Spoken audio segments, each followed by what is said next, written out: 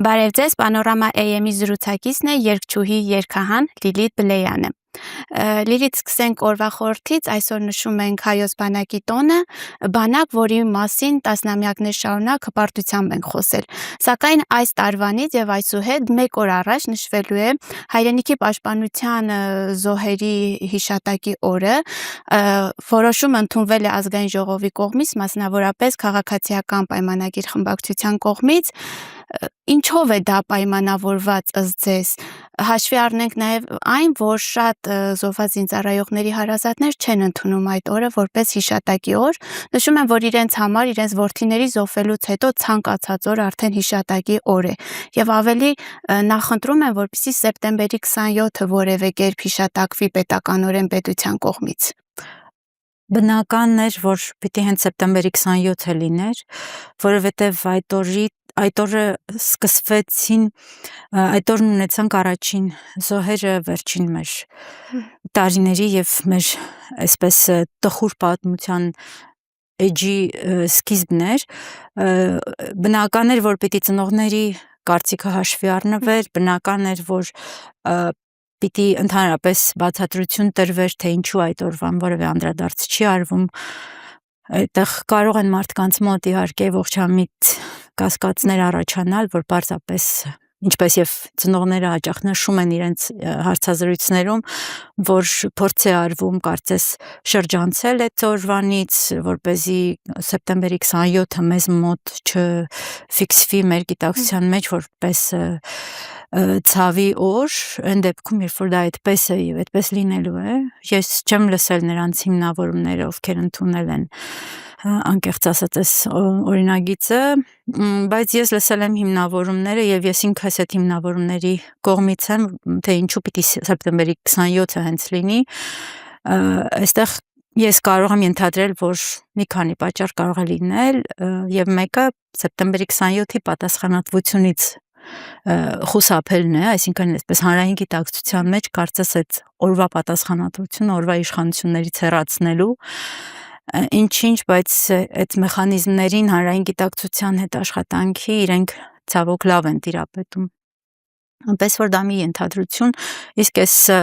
ինչով է պայմանավորված հենց հունվարի 27-ը ընտրելը, ես դժվարանում եմ ասել, նույնիսկ տեսանք, որ մարդկանց մոտ հարցեր են ծագում, ինչու հենց հոլոկոստի զոհերի հիշատակի օրը պիտի նշվի, մի խոսքով այս հարցերից խուսափելու համար շատ տրամաբանական էր ընդհանրապես սեպտեմբերի 27-ը ֆիքսել, այդտեղ ոչ միայն հարցեր չէին առաջանա, այլև բնականորեն, չէ որ ի վերջո հենց այդ օրը մեծ հոսք է լինում դեպի զոհված տղաների շիրիմներ, շատ բնական կլիներ, բայց մենք բնականությունից հետ ենք սկսում վարժվել, մեզ սկսում են սովորեցնել նոր արհեստական իրականության եւ չի նշանակում իհարկե, որ մենք պիտի տրվենք այդ վարժանքին ու հակառակը, մենք պիտի կարճած մնանք մեր ներքին այդ համոզմունքներին, որովհետև դա մեծ հաշվով դա ոչ թե սովորական դիմադրություն է, դա կենցանի մնալու եւ ինքնուրույն մնալու եւ մեր ինքնուրույնությունը պահելու կարևոր ճանապարհներից է։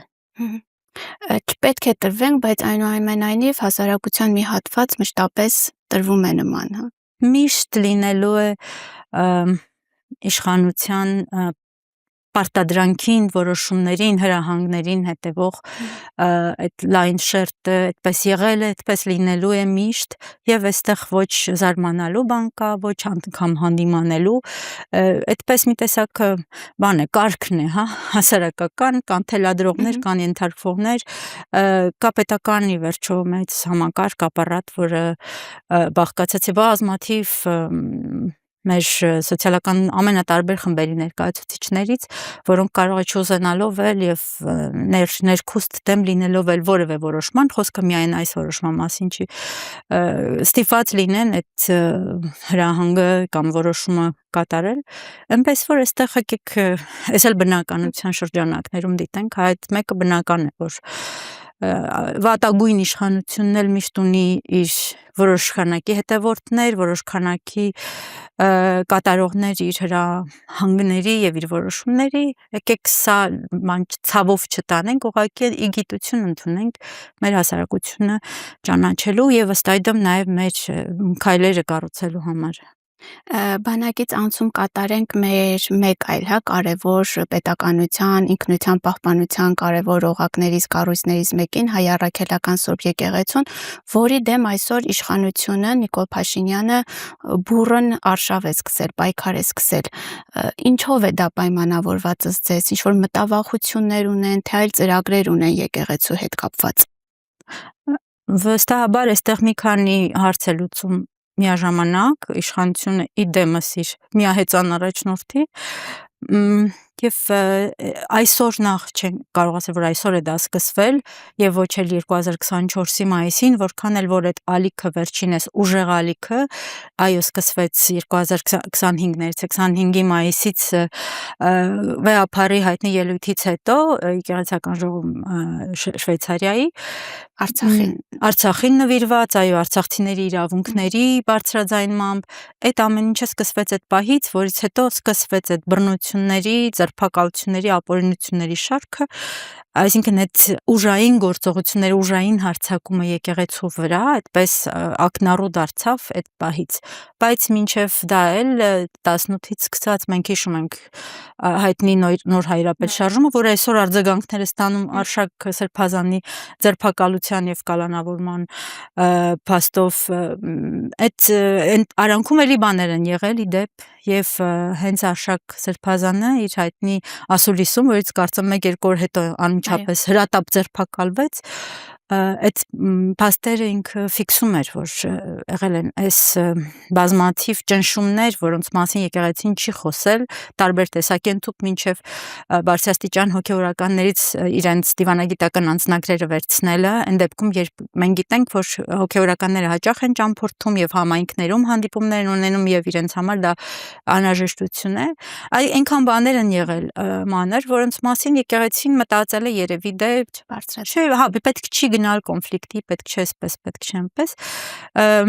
բայց այնից հետո երբ եկեղեցին որպես ազգային կառույց, թերևս միակը մեր իրոք համազգային նշանակության կառույցներից բարձրաձայնեց ու չլռեց մեր ազգային ողբերգությունից հետո 44 օրյայի պարտությունից հետո եւ հորդոր ուղղեց օրվա իշխանություններին թողնելու պարտված իրենց իշխանության աթոռը եւ տեղ տալու ինչ որ մի այլ ուժի, որը կկարողանա գուցե շտկել մեր մեջքը, որը կարծում եմ այնքան բնական էր եւ դա ավելի քան բնական էր եւ եթե եկեղեցին եւ կաթողիկոսը իրենց հայրական այդ հորդորը չուղեին, ես չգիտեմ, օրինակ ես որպես Հայաստանի Հանրապետության քաղաքացի, որ անցել էր այդ ամբողջ սարսափելի process-ը, ինչով որի աչքի առաջ այդ ամեն ինչը տեղի էր ունեցել, հայրենիքի կորուստը սկսվել էր այդ պահից, մենք ինչպես էինք, մենք բոլորս ընդունելու եկեղեցուն, մենք մեզ համար լեգիտիմությունը կկորցներ եկեղեցին։ Այդ պահից հավանաբար Փաշինյանը եւ իր խումբը որոշեցին, որ եկեղեցին իրենց համար վտանգավոր է, որովհետեւ եկեղեցին չի ենթարկվում, իսկ իրենք որոշել են ենթարկեցնել։ Իսկ ինչպես Արշակ Սրբազանն նշեց, ձեռնասուն հոգևորականներ էին իրենց պետք եւ մենք հիմա տեսնում ենք, որ իրենք գնում են այդ փորձեր են անում կամքը կոտրելու հոգևորականների, նաեւ հասարակության բազմաթիվ, այսպես ակտիվ խմբերի ինչ որ ձևերով բան անելու էլի տարածելու իրենց իշխանությունը այդ խմբերի վրա, որը շատ մի կողմից ցավալի է, որ դա կարողանում են երբեմն անել, մյուս կողմից հասկանալի է, թե ասենք դու պարտվել ես եւ դու ունես խնդիր քո բանը երկարացնելու, ինչքան կարող ես, կյանքի խնդիր ես կարծես լուծում, այդ պահին դու ունես տարատեսակ լծակներ, իսկ այսօրվա մեր պետության բաները, բոլոր գործիքները տրված են այդ մարդուն միանձնյա կիրառության եւ ինքը կիրառում է ուժային գործիքները, քարոզչական լծակները, դիվանագիտական ինչ կարողանում է օգտագործում է, այսպես շատ բնական է ամեն ինչ Եվ նույնքան բնական է, որ մենք որպես հասարակություն, որը ցանկանում է շարունակել ապրել որպես իրական հասարակություն, որպես իրական ժողովուրդ, իր իրական հողի վրա շարունակելով իր պատմությունը,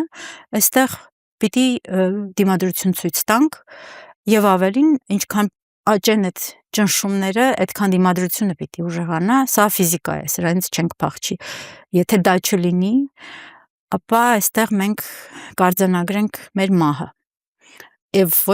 ոչ թե պարզապես ֆիզիկական մահ, այլ էս միավորի մահը, որը ոչ ոքի ձեռնտու չի, բացի այդ փոքրիկ այդ ճնշող խմբից։ Հասարակության լայն զանգված կանգնած է եկեղեցու կողքին, մենք տեսնում ենք, երբ որ եկեղեցու դեմ սկսվում է կոնկրետ գործողություն, գնում են, հավաքվում են ինքնակամ, բայց միևնույն է, այս ամենը եկեղեցու հեղինակության վրա ազդում է, բացահայտում են այս քահանան, այս սրբազանը, նման արարքներ է արել, նման արարքներ է իրեն թույլ տվել, այդ ամենը միևնույն է հասարակության վրա բացասական ազդեցություն ունենում է դեպի եկեղեցին։ Այդ ամենի նախաձեռնման ի վերջո նպատակներից մեկը նաև եկեղեցու հեղինակությանը հարվածելն է եւ փորձել այնպես անել, որ եկեղեցին իր այդ վեհությունից, իր այդ գեղեցիկ փառահեղ շղարշից, որով ինքը միշտ պատված է այդ խորհրդավորության, սկսեն կարծես իրենից վերցնել դա, չէ՞ որ դա էլ պաշտպանական մի շերտ է եկեղեցու համար, բայց այստեղ մեդալը ինչպես միշտ երկու կողմ ունի եւ ես երեք հենց դա եմ մտածում, նայելով հերթական անգամ քահանաների դեմքերին, որոնց ես չէի ճանաչում մինչև այս շարժումը, ասենք Արագածոտնի թեմի քահանաներից ինձ համար բացահայտումներ եղան ու բազմաթիվ բացահայտումներ իրականում եւ կարծում որ շատ-շատերի համար, որովհետեւ եթե մարդիկ առաջ ամեն մեկը իր փոքրիկ թեմում, իր փոքրիկ համայնքում, այսպես իր համայնքային այդ բնակչության հետ էր աշխատում, իր պարտքը դա էր, այս պահին իրենք հանկարծ դարձել են քաջ, հա, այսպես զինվորներ ու դուրս են եկել, որովհետեւ այս պահին քարոզչական պատերազմ է ընթանում առաջին հերթին եւ իրենք հանկարծ որոշել են, որ իրենք կարող են վերցնել նաեւ այդ պայքարի ֆրոնտը, հա, ճակատը եւ անում են եւ հետաքրքիր է որ մենք բացահայտում ենք, տեսնում ենք այնտեղ մարդկանց իրենց բոլոր հետաքրքիր գծերով, այսինքն եթե առաջ մեղադրում էին որ քահանաները սքեմը քաշած իրենց վրա, չգիտեմ, գրափարով են շփվում, մարդիկ չեն հասկանում, այդ պատճառով, չգիտեմ, եկեղեցուց հեռանում են եւ այն բարձում է որ կենթանի մարդիկ են եւ շատ կյանքով լի եւ իրենք հանկարծ բան են պատասխանատվություն են վերցնում իրենց վրա եւ իրենցից շատերը այսօր լցնում են այն դատարկը, որը մեր մոտ հասարակության ներսում առաջացել էր, որովհետեւ հաճախ ասում են որտեղ մտավորականները իջու չեն խոսում, բայց ահա եւ մտավորականության մի այդպիսի կուռ շերտ, որը հանկարծ բացահայտվեց մեզ համար, ճիշտ է նրանց միջից առավել ակտիվ, առավել պատրաստվածներին հենց սկզբից շատ լավ իմանալով մեզնից հեռացրին, սահմանափակումների տակ դրեցին, սկզբում Բագրատ Սրբազանին, հետո Միքայել Սրբազանին, հետո Մկրտիչ, հետո Արշակ, այսինքն այս շարունակական ու մտածված իհարկե գործողությունների շարքեր իմանալով հեղինակությունը այդ մարդկանց, բայց միևնույն է այնպես ստացվեց, որ մենք բացահայտում ունեցանք մեզ համար դրական իմաստով, գուցե ոմանց համար այդ բացասական ինչ-որ բաները, այդ բամբասանքի մակարդակի իբրև թե բաները,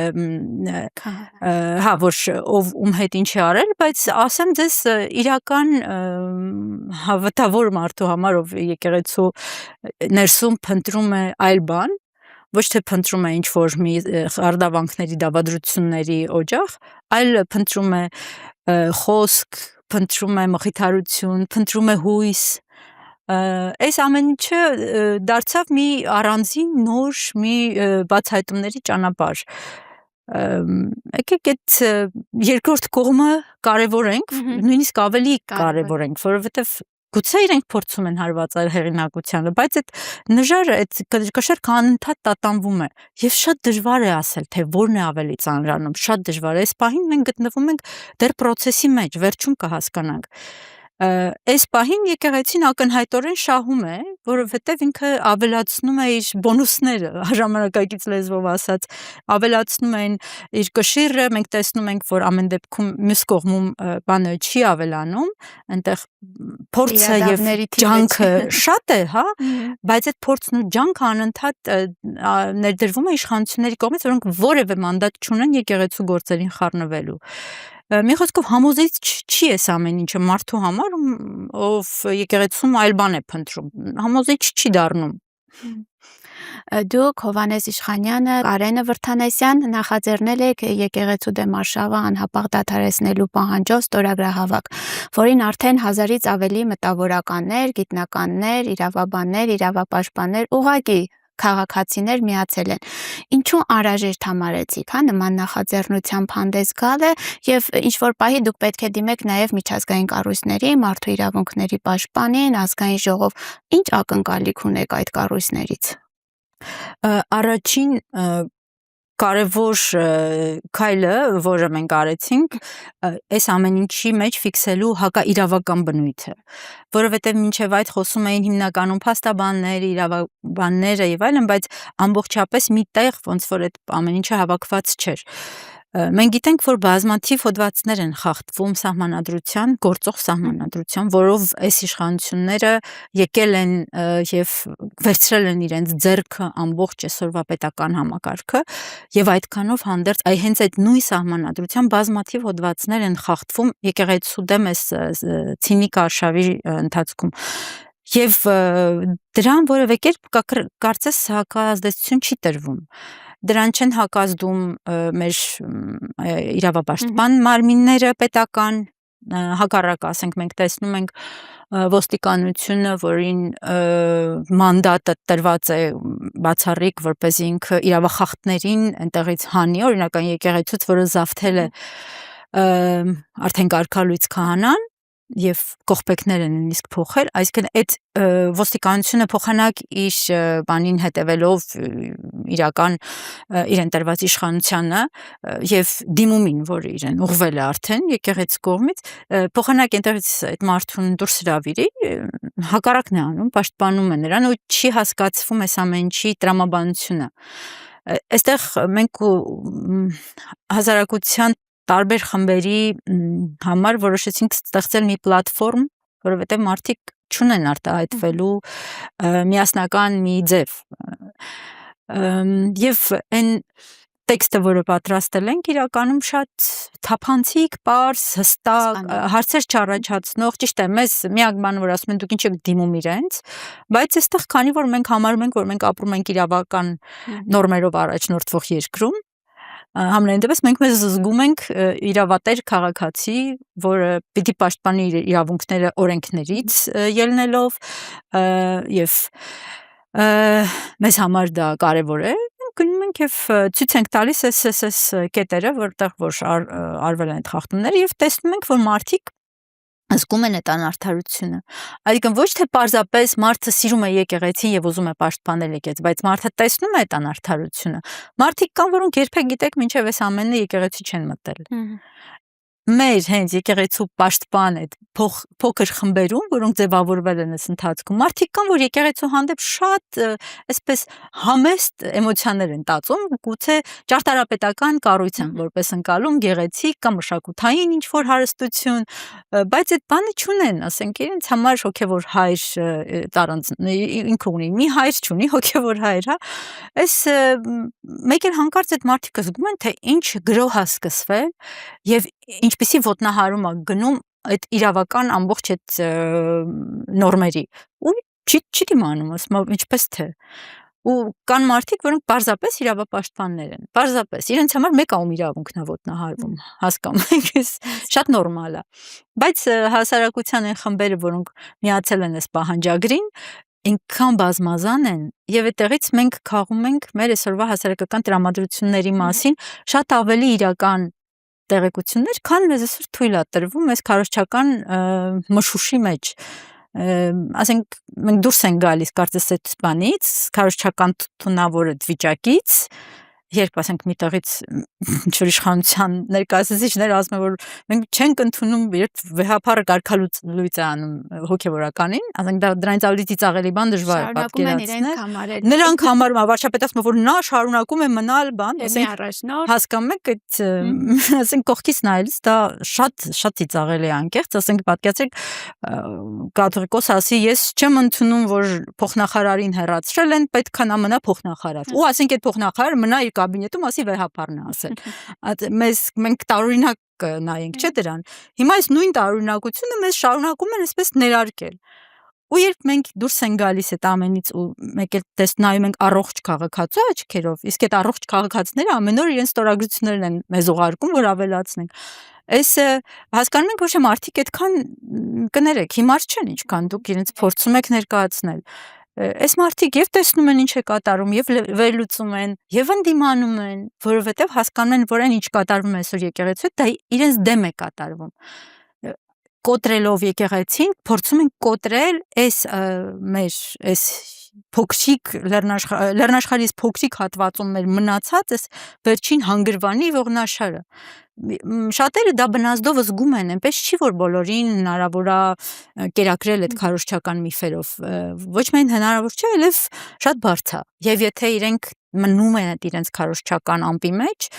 դա մեծ հաշվով իրենց խնդիրն է։ Այսօր մենք դուրս գալով դրանից եւ շփվելով են հասարակության տարբեր խմբերի հետ, թոշակառուների, մանկավարժների, բժիշկների եւ այլն, տեսնում ենք, որ այստեղ կա շատ առողջ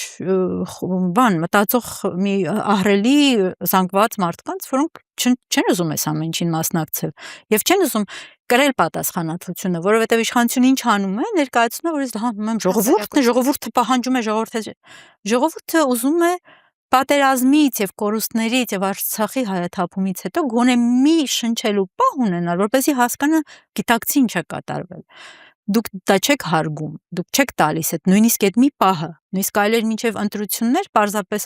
քաղաքակիրթ պահել ինքներդ ձեզ եւ ներկայանալ ներողություն խնդրելով եւ ներկայանալ որպես ինչ որ քաղաքական ուժ, որը գիտակցում է ինքը ինչ դժբախտություններ ա բերել եւ այդ ներողությամբ ներկայանալ ընտրողին։ Ոչ թե ցինիզմը հասցնել մինչև այն կետի, երբ դու խփում ես արդեն այս ժողովրդի սրտին, որտեվ եկեղեցի սիրտն է։ Այսինքն դու դաշույնով խփում ես սրտին եւ ասում ես արի ինձ ընտրի, ես քեզ փրկում եմ, ինչից։ Պաստորեն այն տեսակետը, հա, որ հասարակությունը անտարբեր է երկրում տեղի ունեցող իրադարձություններին կամ ոչ adekvat է պատասխանում տարբեր երևույթների, դեպքերի, ձեր այս ստորագրավ հավաքի ժամանակ դուք այլ տեսակետի եք բախվել, այսպես ասեմ։ Իհարկե կա մարդկանց որոշակի տոկոս, որը իհարկե տրվում է քարոզչությանը եւ դա միայն սոցցանցային քարոզչությունը չի, դա նաեւ այն ճնշման, ասենք, հա, տեսակներն են, որոնք գործում են օրինակ X համայնքի գյուղապետը իր շուրջ հավաքում են մարդկանց, որոնք իրենց կախում ունեն, փորձում է շահագրգռել, փորձում է ինչ որ բաներով, այսպես զարտուղի ճանապարհներով հասնել նրանցից, կորզել ինչ որ դրական բաներ։ Բայց սրանք բան են, կա այդ խումբը, կա մարդկանց, չենք կարող ընդհանրապես հասկանալ իրենք ինչ տոկոս են կազմում, որովհետև մարդիկ այս պահին բան կանեն, համայնքապետի հետ կբանակցեն իրենց, ասենք, մի կտոր հողի համար կամ ինչ որ շահի համար, բայց իրականում այդ մարդը ինչ է մտածում, մենք չենք իմանա։ Եվ այս ընթացքում հա մենք տեսանք այն հասարակության խմբերը, որոնց մեղադրում են սովորաբար, ասում են այն սաղ այդ տատիկներն են, չգիտեմ, Նիկոլի Պաշտման պապիկներն են, բան, պարզվում է, որ շատ առողջ տատիկներ, պապիկներ 80-անց մարդիկ շատ ավելի առողջ բան ունեն, այս process-ների գնահատական են տալիս, քան բազմաթիվ, այսպես երիտասարդ պաշտոնյաներ, փողկապները կապած, որոնք պարզապես ծիծաղում են մեզ վրա բոլոր էկրաններից ու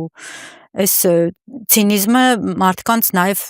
դրդում է այդ ինքնապաշտպանությանը։ Չես կարող լավ դու պատերազմ 1, պատերազմ 2, պատերազմ 3 հայաթափում Արցախի զոհեր ստորացումներ ու դու մարդկանցից հիմա էլ եկել խլում ես այն, ինչը իրենց բերում է մխիթարություն, ինչը իրեն գիտեն, ճանաչում են որպես այս հայկական տարի կենսունակության միակ այսպես առանցք, որի շուրջ անընդհատ հավաքվել ենք ու մնացել ենք։ Հիմա դու ձեռքներից քաշում ես դա, ու ասում ես ընկեք։ Չէ, այդպես չի, մարդիկ այս պահին ուղղակի շատ դժվար է հասկանալ իրական բալանսը, որովհետև այդ քարոզչական բանը շատ մեծ է, շատ ճնշումը շատ մեծ է, ֆեյքերը, այդ որ ասում ենք ֆեյքեր, ի վերջո այդ ֆեյքերը բան են, չէ, նրանց հետևում կան մարդիկ, որոնք որ այդ ամեն ինչը կառավարում են, շատ լավ process-ը արդեն հասկացել են, թիրախային խմբերը գիտեն, աշխատում են ամեն խմբի վրա, տգեղ process-ը, գիտեք, ասենք դու ոնց որ մոտենաս քեզ հարազատ մարդու, իսկ այս երկիրը, այս հասարակությունը իրար հարազատներ են, ու դու իրեն խաբեությամբ տանես դեպի սպանդանոց, պատկերացնում եք, գազախցիկ կամ չգիտեմ, ուր ես դու իրան տանում, դու ով ես, դու ինչ իրավունք ունես, ու այդ մարդիկ չեն էլ երևի շատերը, որոնք ընդգրկված են այդ տեղեկատվական տեխնոլոգիաները կիրառող այդ խմբերի մեջ, երևի շատերը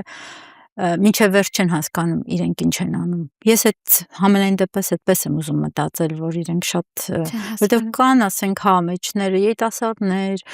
կան մարդիկ, որոնք ունեն այլ մասնագիտություն, կարող են ինչ-որ այլ բանով զբաղվել, բայց իրենք հանկարծ վերցրել են այդ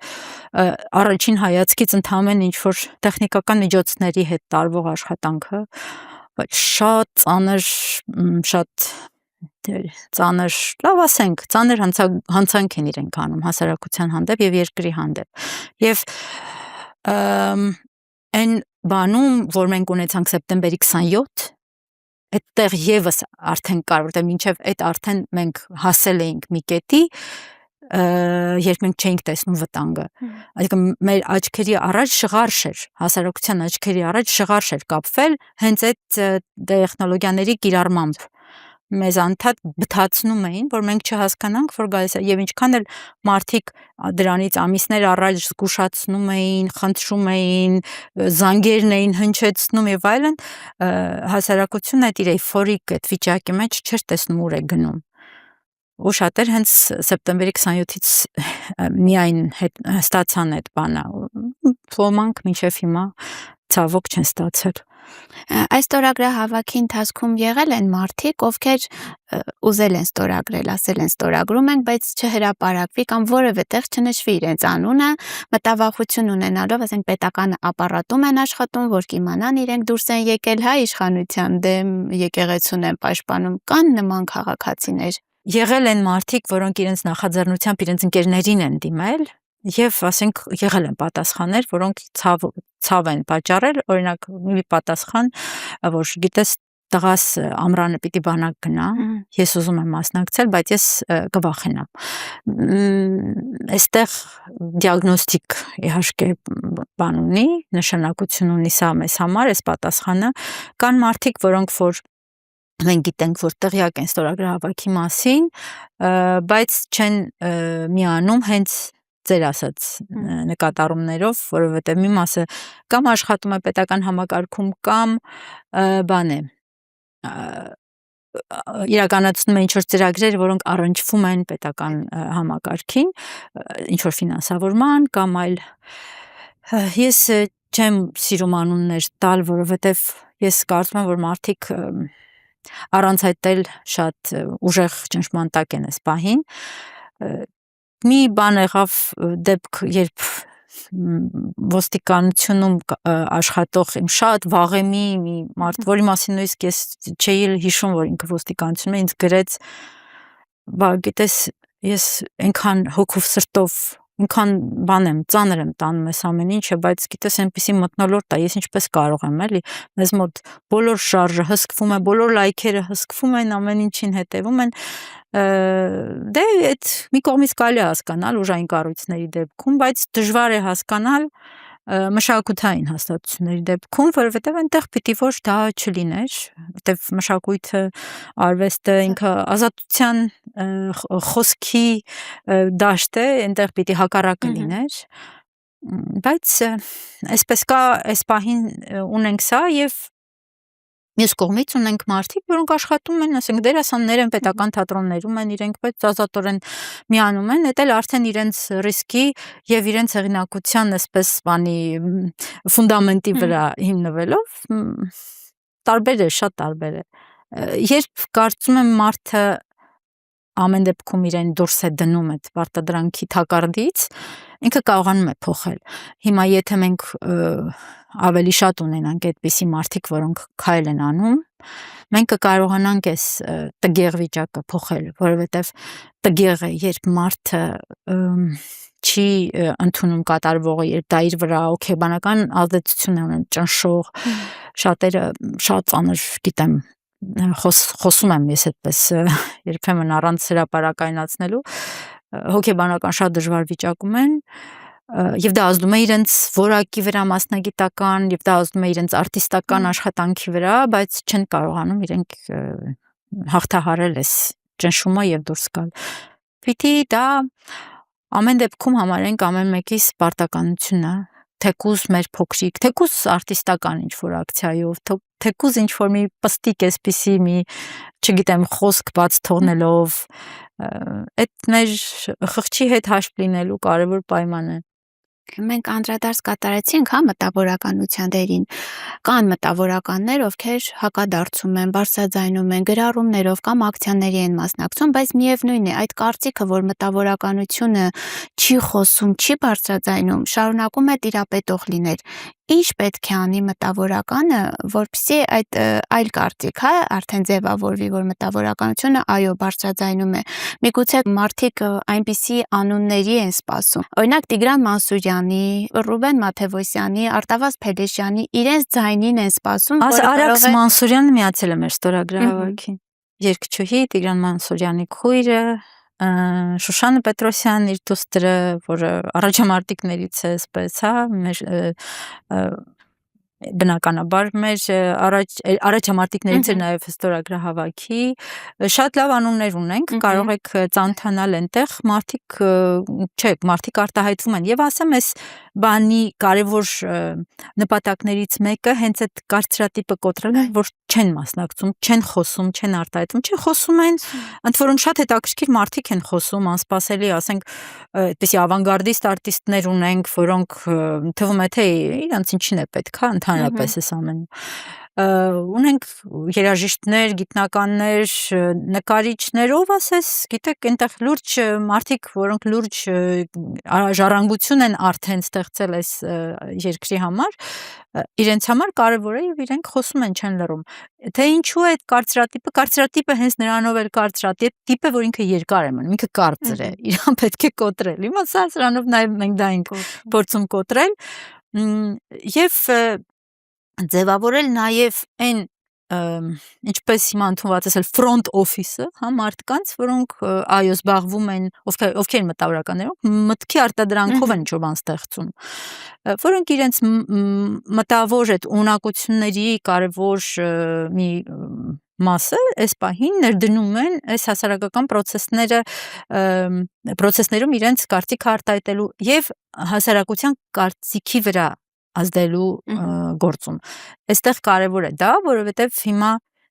շատ մարդիկ հետ են վարժվել, որ իրենց կարծիքը կարող է կարծիք փոխել եւ նաեւ այդտեղ կա պատասխանատվության պահ։ Կարիքը կա հենց այդ։ Կարիքը կա, բայց դա պատասխանատվություն է։ Այսինքն երբ ես ձեզ ինչ-որ բան եմ համոզում, երբ ես ձեզ փորձում եմ իմ կարծիքը ներկայացնել, դուք դրա ազդեցության տակ եք կարող եք հայտնվել եւ դա կդառնա իմ կարծիքի այսպես բանը, դեսպանը։ Հիմա որպեսզի այդ վախից պետքա դուրս գալ, եթե դուք զգում եք, որ ձեր պահանջը արդարացի է, իսկ այս պահին արդարացված է մեր պահանջը, որովհետեւ ինքը սահմանադրության եւ օրենքի հոդվածներով է ամրագրված։ Մենք չենք պահանջում, որպեսզի իշխանությունները հանկարծ այսպես ինքնամաքրվեն ու դառնան մի այսպիսի թափանցիկ անոթ, որտեղ միայն ներողություններ, շնորհակալություններ եւ բարի մտքեր են լողում։ Չէ, մենք դա չենք կարող պահանջել, որովհետեւ դա հակաբնական կլիներ, բայց բնականը երբ քաղաքացին պահանջում է, որպեսզի կիրառվեն օրենքները եւ քաղաքացին պահանջում է որպեսզի դադարեցվի հակաօրինականությունը։ Այս պահին հոգեվորականների ամբողջ այս բանում ինչ արվել է, բացարձակ մեծամասնությունը արվել է օրենքների եւ արդարադատության կտրուկ սարսափելի ուղղակի խախտումներով, ճնշումները, ինչպես կարող մարդը հոգևորականը չկարողանալ իր եկեղեցում, որտեղ ինքը ծառայության է կոչված, ծես իրականացնել։ Դա կոնկրետ հոդվածի խախտում է, ծեսին խոչընդոտելը։ Ինչպես կարող է չկարողանալ եկեղեցին մտնել իրեն օրինականորեն պատկանող վանքի տարածք։ Դա իր գույքն է։ Եթե դուք վաղը գաք եւ տեսնեք, որ ձեր տանը այլ մարդ է, որը կողպեքները փոխել է եւ ձեզ չի թողնում ներս, դուք ինչ եք անում։ Դուք գնալու եք ոստիկանություն, դիմում եք գրելու եւ ոստիկանությունը պարտավոր է գալ այդ հարցը լուծել։ Իսկ այս բանը մարդ ոստիկանություն գալիս եւ պաշտպանում է օրինախախտին։ Այսինքն այստեղ տրամաբանական մի բան են մարդիկ պահանջում, ոչ մի ինչ որ արտառոց բան չեն պահանջում։ Պահանջում են, որպեսզի հարգվեն հոգևորականների իրավունքները, եկեղեցու իրավունքները եւ հավատացյալների իրավունքները, որոնք նույնպես խախտվում են։ Մարդը գնում է իր եկեղեցին այդ օրը կիրակնօրյա պատարագի, չի կարողանում մասնակցել, իրեն այնտեղից դուրս են անում։ Բայց ես մի փոքր մասն է, կամ ասենք գործերը, որ հարուցված են սրբազանների վրա, դա ընդհանրապես դա ծիծաղի մի այսպեսի, եթե տխուր չլներ էս ամեն ինչը, կարելի է նստել ու բարձրաձանի ծիծաղել, ինչպես իրենք երբեմն բանտախցերում ծիծաղում են եւ մեզ այնտեղից բան են տալիս, ոգեշնչում են, հա, ինչ որ չկոտրվելու։ Սա բան չի, առողջ process չի էս ամեն ինչը, մեզ նետել են էս անառողջության գիրկը, այնպես չի, որ մարդիկ շատ ուզում էին նույն մտավորական աշխատանքով զբաղվող կամ արվեստի իրենց ճյուղում ինչ որ գործ անող մարդիկ ամենևին չեն ուզում իհարկե հայտնվել սրա մեջ, պարտադրված են անում։ Հիմա բազմաթիվ արվեստային պրոյեկտներ հետաձգվել են, բազմաթիվ բաներ չեղարկվել են, կարևոր գործեր, որովհետև այս պահին մարդիկ հոգեբանական դժվար վիճակում են գտնվում։ Իրենց բերել հասցրել են այս բան։ Այստեղ հարցը, որ պիտի տա իրեն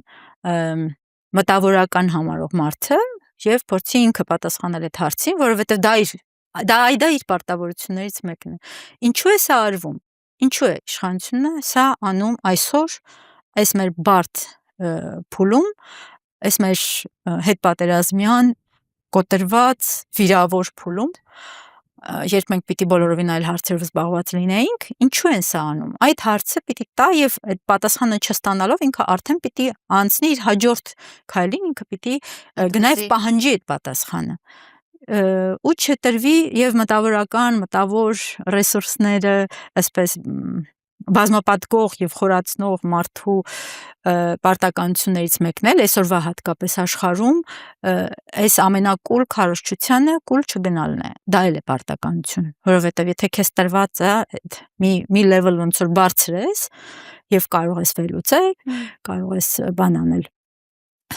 համադրել, ասենք կարող ես հետևել ժամանակագրությանը, դու գիտես պատմություն, դու գիտես բանի այդ տարական վերլուծելու ունակությունները ունես, ապա տեսնում ես ինչ սարսափելի արհեստական վիճակում ենք մենք հիմա հայտնվել, այդ համադրումը եւ այդ վերլուծությունը եւ այդ մասին հասարակության հետ խոսելը դա մտավորականի պարտականություններից մեկն է եւ այս պահին շատերը անում են դա, այնպես չի որ չեն անում, շատերը անում են։ Եկեք տեսնենք այն մարդկանց եւ եկեք խոսենք այն մարդկանց մասին, ովքեր դա անում են։ Իսկ հնարավոր է այս ամենը դուք ձեր երգերի միջոցով նաեւ հասցնեք հասարակությանը։ Այն ինչ կատարվում է երկրում, վերածեք երգի եւ այդպես, հա, նաեւ հասարակությանը արվեստի միջոցով հասցնեք այն, ինչ կատարվում է մեզ մոտ։ Այն վիճակը, տխուր վիճակը, որ կա մեր երկրում։ Դա մի քիչ սոցիալական բան է, ուղղվածություն է ընդհանրապես, որը ուղղակի նման չի իմ ոճին։ Ես երբեմն փորձում եմ, այդպիսի փորձեր անում եմ, բայց չեն ստացվում ինձ մոտ այդ երգերը, որտեղ այդտեղ պիտի լինի այդ բնականությունը։ Իմ երգերը մի քիչ այլ են։ Իհարկե այդ երգերի մեջ այս վերջին տարիներին ծնվել են այնպիսիք, որտեղ կա այս մեր անցած ճանապարհից ինչ որ մի հատված, կան մտքեր, կան ինչ որ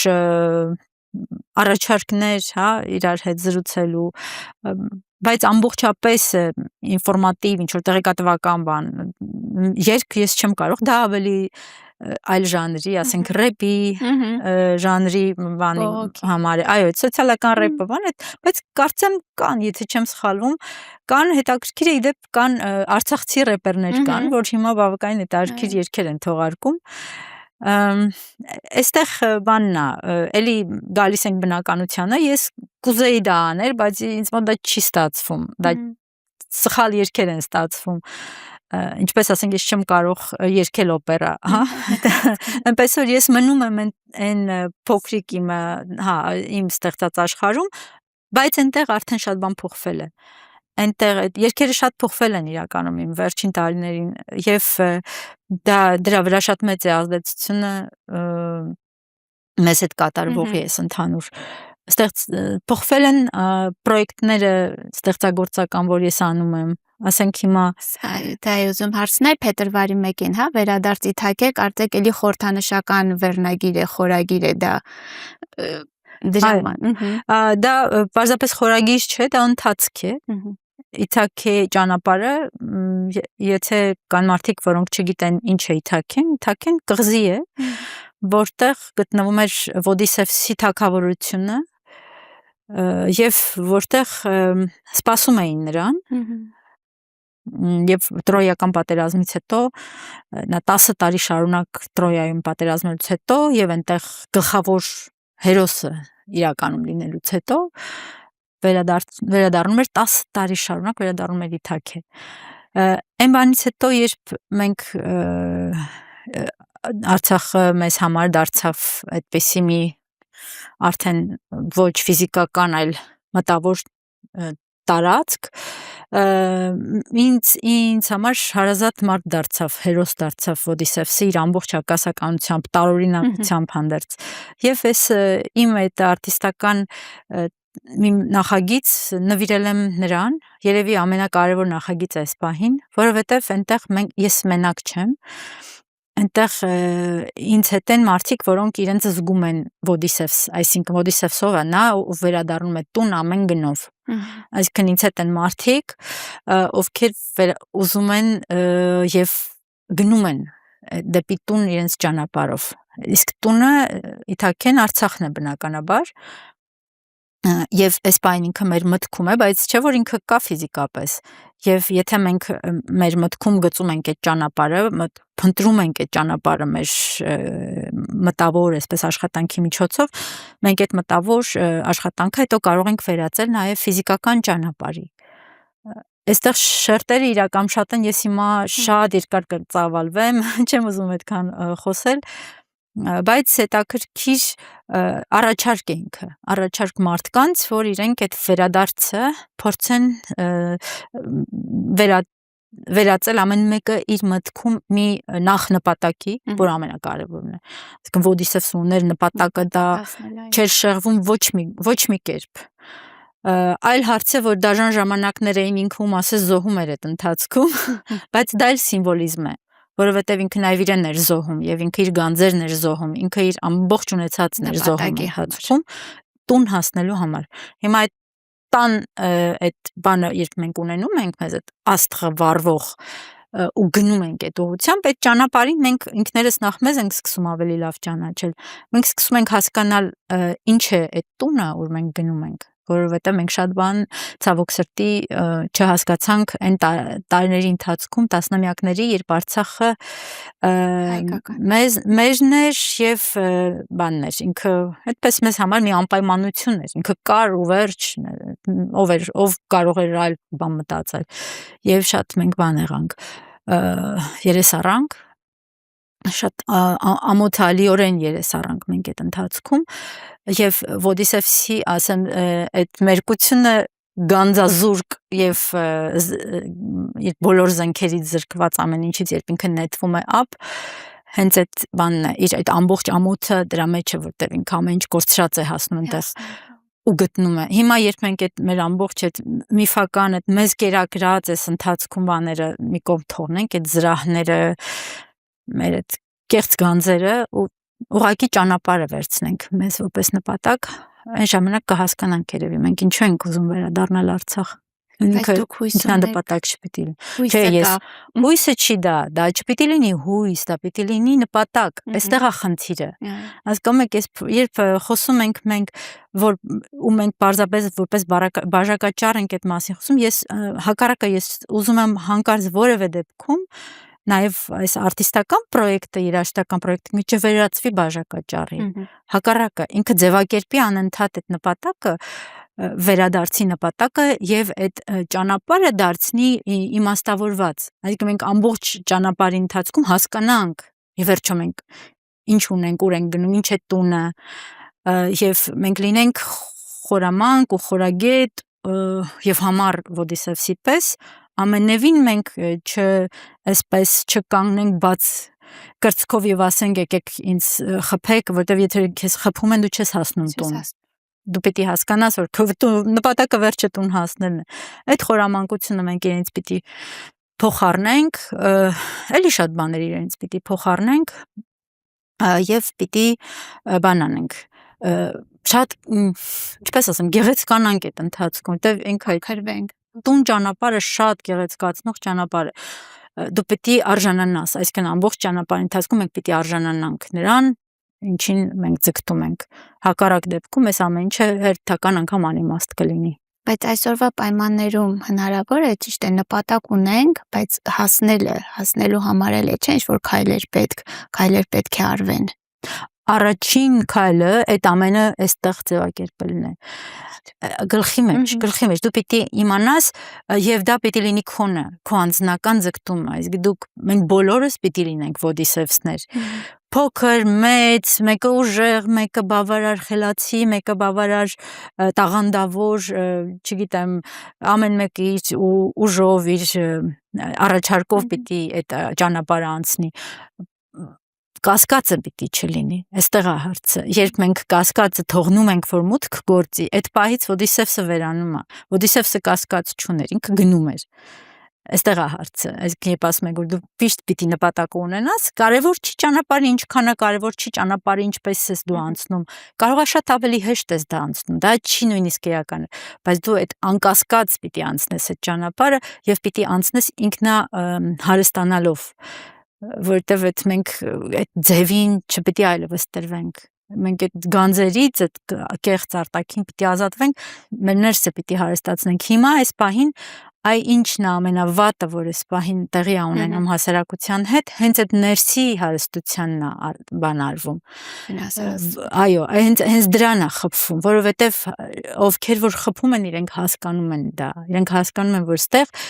դու ամեն ինչից կարող ես մարդուն զրկել, բայց դու Ոդիսևսին չես կարող զրկել իր այս ներսի, այդ խմորումներից, իսկ հիմա փորձ արվում հենց դրան խփել, որ կասկածը մտնի ուժերի հանդեպ, կասկածը մտնի կարևորության հանդեպ, նրա ինչ դու անում ես, կասկածը մտնի ինքդ քո արժեք, արդյոք ես արժեմ, արդյոք իթակեն արժի, որ ես գնամ, հասկանում եք, ես ամեն ինչի հանդեպ կասկածն է փորձում մտցնել, եւ դա է այս պահին վտանգավոր։ Ամեն ինչ կարող է լինել, այսօրվա աշխարհը տեսնում եք, ինչ է, sense մի հատ տեկտոնական շարժումներ են, առավոտյան արթնանում ես եւ ասենք Մադուրոն չկա, օրինակ եմ, հա, ասում։ Այնքան բան կարող է լինել շատ արագ, մենք պետք է ամբողջ ժամանակ ճանապարհին պիտի լինենք։ Շնորհակալություն։ Ես եմ շնորհակալ։ Համար։